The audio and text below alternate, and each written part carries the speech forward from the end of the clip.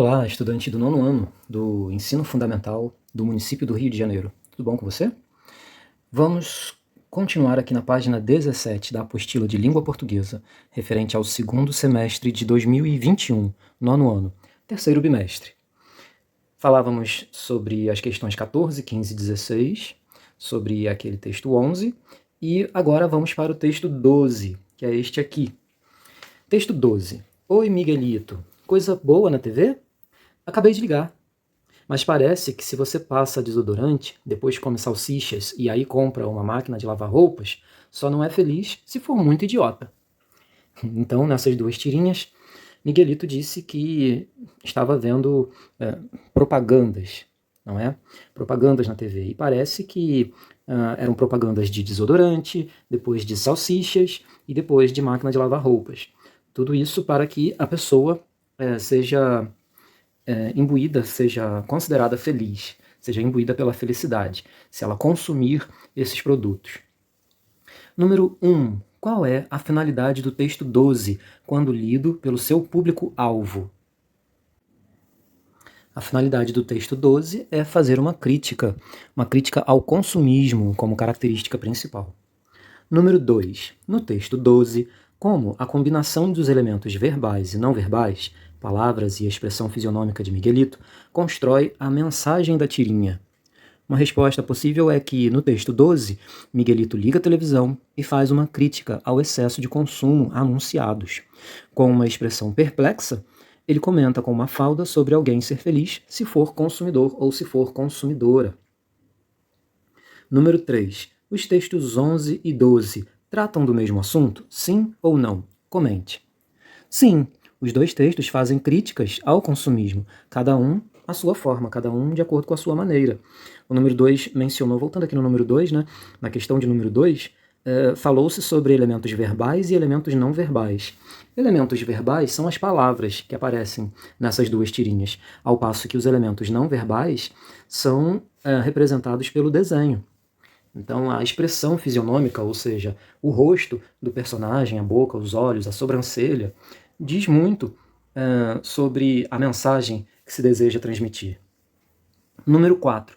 Que diferenças podemos notar ao comparar os textos 11 e 12?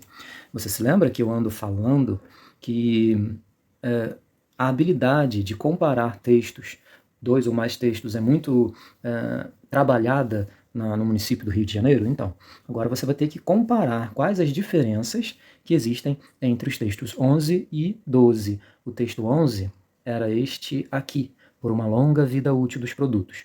E o texto 12 é o de hoje. Quais são essas diferenças que nós podemos notar?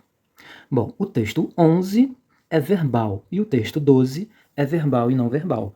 Pode ser uma diferença possível. Número 5. Compare e veja como cada um dos textos 11 e 12 veicula as informações aos leitores ou às leitoras. Veicular uma informação é transmitir uma informação.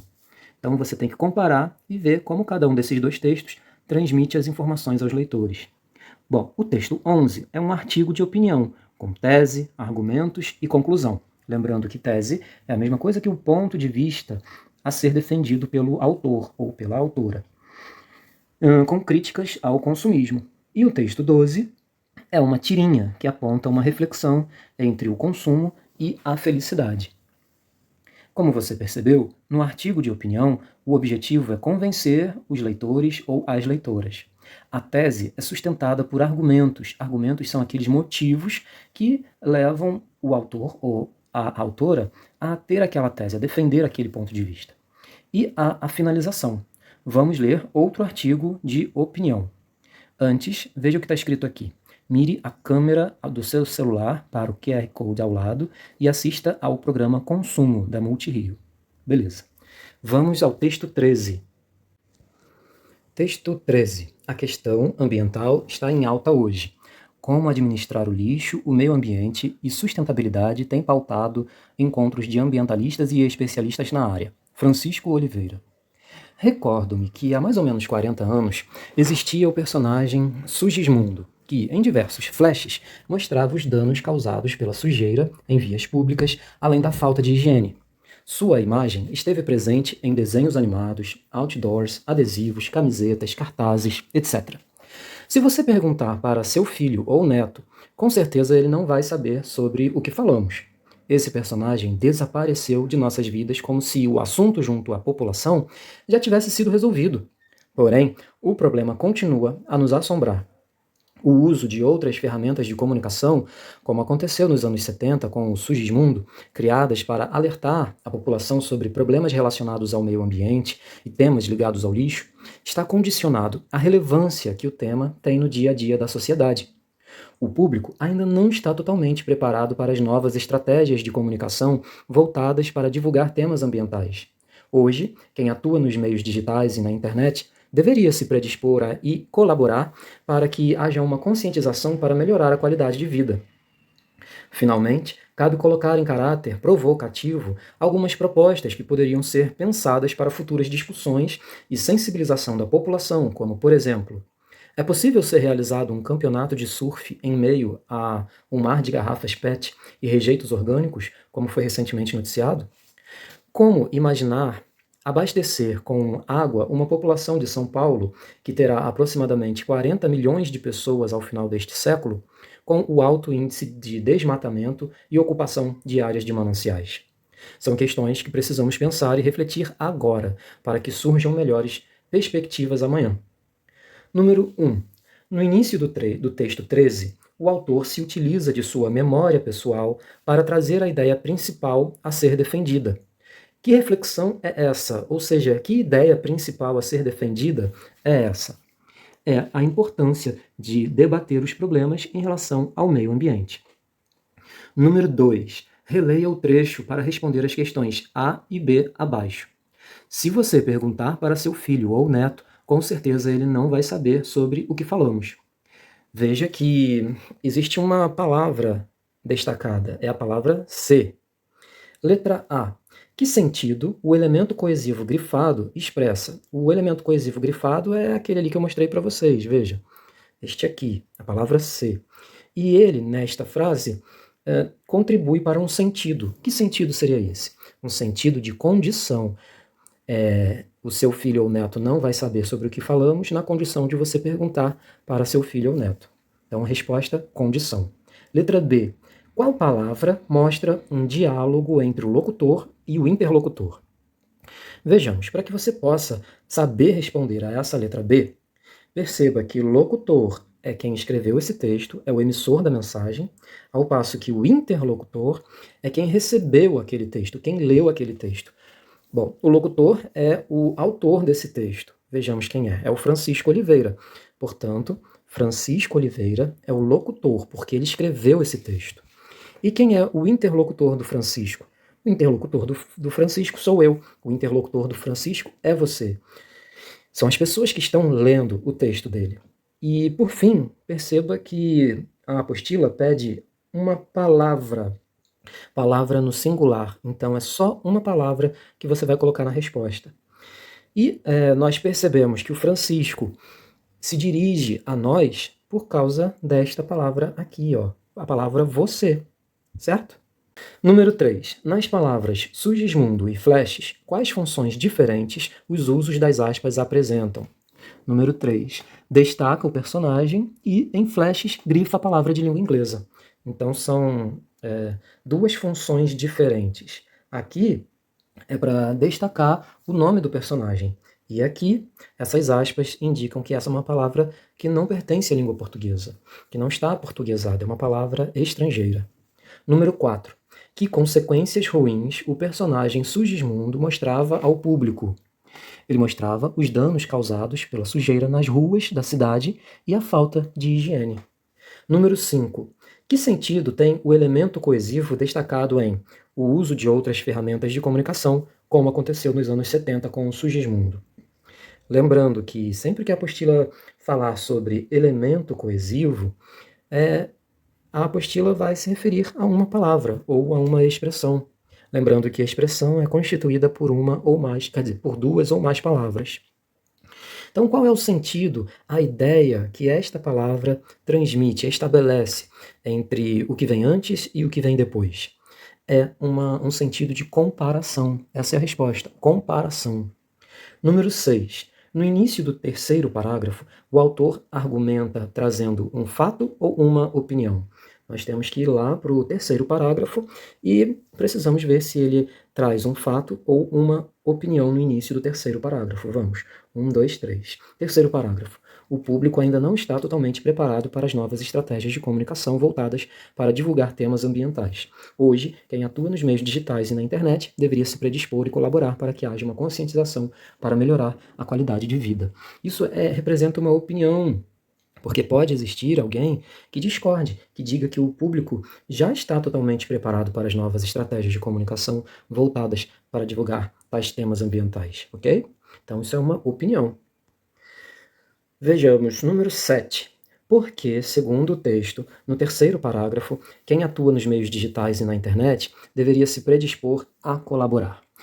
Porque deveria haver uma conscientização sobre qualidade de vida e cuidados com a natureza. Número 8. Que palavra é utilizada para iniciar o parágrafo de conclusão? O que podemos inferir sobre essa palavra? Ou seja, o que podemos concluir sobre essa palavra? Antes, perceba que são duas perguntas, veja, 2 pontos de interrogação. Portanto, você deverá dar 2 respostas.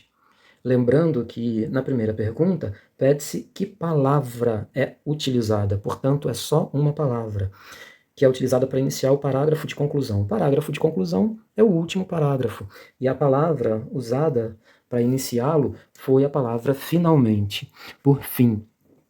E o que essa palavra nos indica? Indica que o texto chegou ao fim, ao último parágrafo. Simples, não é? Número 9. Releia o último parágrafo. Quais provocações são feitas aos leitores ou às leitoras? Como essas provocações foram realizadas? Então perceba que aqui eu tenho 3 ordens. Releia, quais provocações são feitas a nós, leitores, e como essas provocações foram realizadas. Você tem que dar conta de 3 respostas. Então, lá para o último parágrafo. Finalmente, cabe colocar em caráter provocativo algumas propostas que poderiam ser pensadas para futuras discussões e sensibilização da população, como, por exemplo, é possível ser realizado um campeonato de surf em meio a um mar de garrafas PET e rejeitos orgânicos, como foi recentemente noticiado? Como imaginar abastecer com água uma população de São Paulo que terá aproximadamente 40 milhões de pessoas ao final deste século, com o alto índice de desmatamento e ocupação de áreas de mananciais? São questões que precisamos pensar e refletir agora para que surjam melhores perspectivas amanhã. Vejamos, já relemos o último parágrafo, e agora quais são essas provocações feitas? Não haveria condições de se realizar campeonato de surf no mar poluído, e não teria abastecimento de água para um estado tão populoso como São Paulo. E como essas provocações foram realizadas? As provocações foram feitas como perguntas diretas, por causa daqueles pontos de interrogação. Número 10. De que forma o texto está estruturado? Como cada parágrafo foi construído? Veja, para você responder a primeira pergunta, o texto está estruturado em introdução, e nela temos as considerações iniciais e a tese. Desenvolvimento, no qual nós temos argumentos que sustentam a tese, e conclusão, com provocações. Então, cada parágrafo foi construído dessa forma. E esse texto foi estruturado em introdução, desenvolvimento e conclusão. Cada parágrafo sendo construído dessas formas. O primeiro parágrafo, que é o da introdução, com considerações iniciais e a tese. O desenvolvimento contém argumentos que sustentam a tese. E a conclusão, que contém provocações. Texto 14. Preservar a natureza para prevenir pandemias. Número 1. Em relação ao público-alvo, qual é a função social desse texto 14? É trazer um alerta sobre preservação da natureza para prevenir doenças. Número 2. No texto 14, os elementos verbais e não verbais constroem a mensagem. De que forma isso acontece? A imagem traz folhas vivas ao fundo e para reforçar o texto verbal, que fala sobre a preservação da natureza. Número 3. Compare os textos 13 e 14 e diga como cada um veicula as informações. Bom, o texto 13 é um artigo de opinião e o 14 é um anúncio. Eles dois falam sobre a preservação da natureza, pensando na vida futura da Terra. E este foi o fim da página 18. E vamos terminar por aqui o vídeo, e no próximo nós vamos falar sobre a página 19, com esse texto 15. Espero que vocês estejam compreendendo tudo, se cuidando, que a família de vocês esteja bem, e nos vemos no próximo vídeo. Um abraço e até lá, hein?